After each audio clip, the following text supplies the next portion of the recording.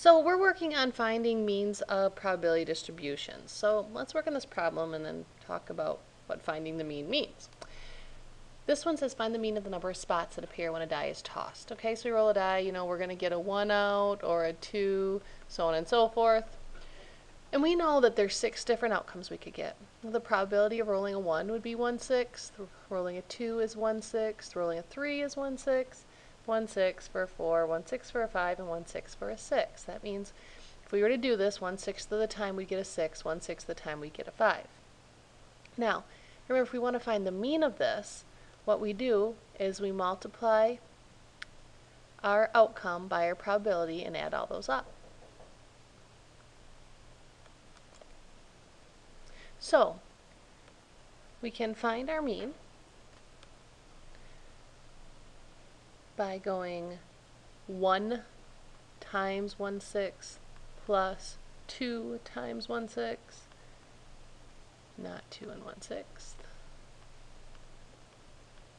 3 times 1/6, and so on and so forth.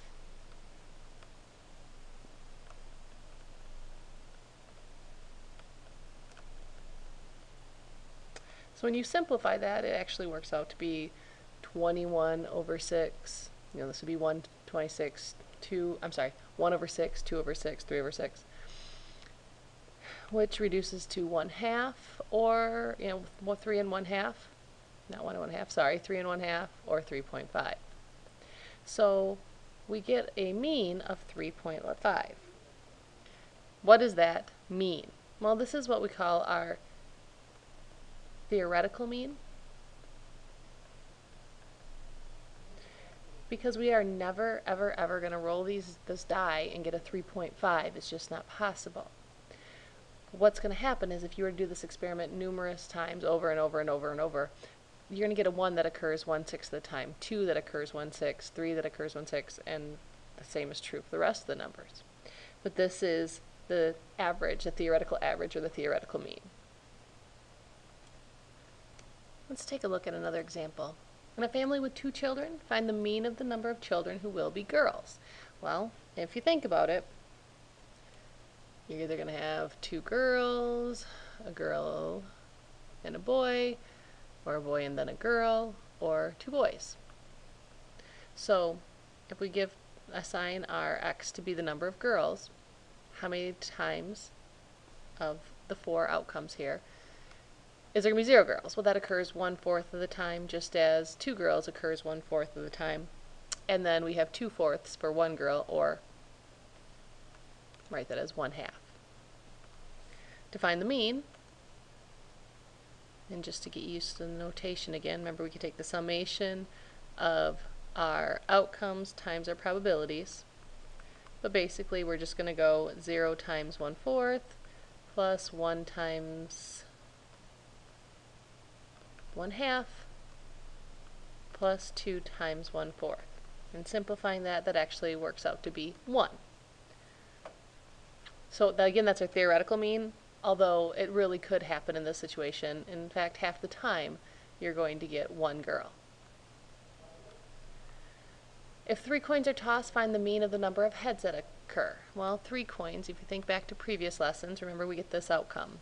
There's 1/8 the time there's going to be 3 or no heads, 3 tails, 1/8 the time 3 heads, 3/8 of the time they're going to have 1 head, and 3/8 of the time they're going to have 2 heads. So we can, whoops, wrong way, fill that in here.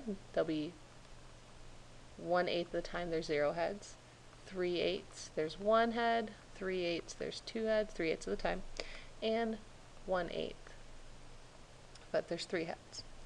To find the mean, we keep doing the same thing we've been doing.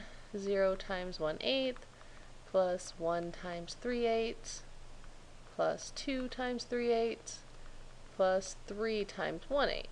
Again, our formula says we take the outcome and multiply it by the probability and then the summation of that. Simplifying all of that, you get 1.5 or 1.5.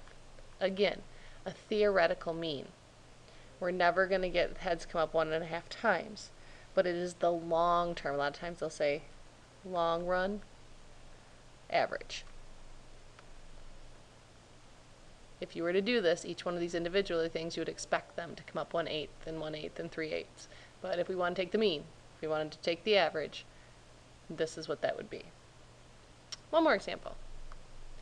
The probability distribution shown represents the number of trips of 5 nights or more that American adults take each year. That is, 6% do not take any trips lasting 5 nights or more. Okay, so these are how many take 5 nights or more.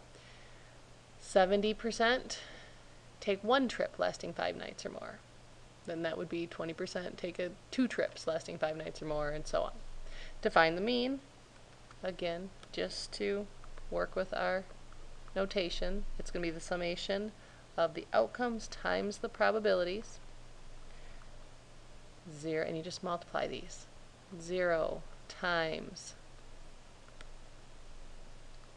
0.6 plus 1 times 0.7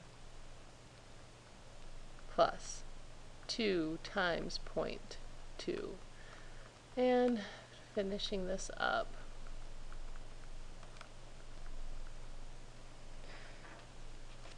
figuring that all out is going to give you a solution of 1.23.